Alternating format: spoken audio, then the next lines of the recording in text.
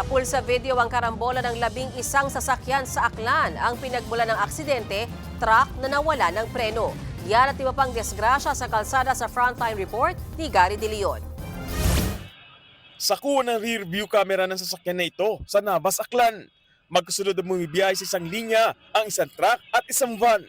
Ilan saglit pa, may ikatlong sasakyan mula sa likod ng truck at van ang biglang bumangga sa mga sasakyan sa kabilang linya. Dito na nagsunod-sunod na nagbanggaan ang mga sasakyan. Dito na tumagilid ng van habang tumama pa sa mga puno ang truck. Nagkalat sa kalsada ang sako-sakong asukal na karga ng truck. Sa kabuuan, 11 sasakyan ang nagkarambola. 6 ang sugatan na agad dinala sa pagamutan. Base sa investigasyon, nawalan ng preno ang truck driver pagdating sa pababang bahagi ng kalsada. May motor po sa harapan niya, so iniwasan niya kaya pumain po sa linya sa kabilang linya. Nakabalik naman po sa linya pero yung sa uli ang bahagi po ng van at tumama doon sa kasalubong na van po. Hawak na ng mga pulis ang truck driver na maharap sa reklamong reckless imprudence resulting in multiple physical injuries and damage to property. Sa Caloocan City, inararo ng 14-wheeler ang isang bahay sa barangay 178. Damay din ang mga poste.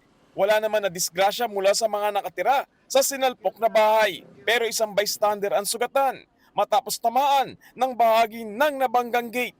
Kwento ng truck driver, bago ang aksidente ay saglit niyang ipinarada ang truck matapos mabasag ang kanyang side mirror. Nasugatan kasi rito ang kanyang pahinante. Pero habang inaasikaso ang pagdala sa kanya sa ospital, biglang dumausdos ang truck na hindi pala nakaayos ang pagkakakalso. Ang bala ko dagdagan ko ng kalso. Pagbaba ko, may tumalo na yung truck sa isang kalso, hindi ko na napigilan. Nauwi naman sa aregluhan ang aksidente.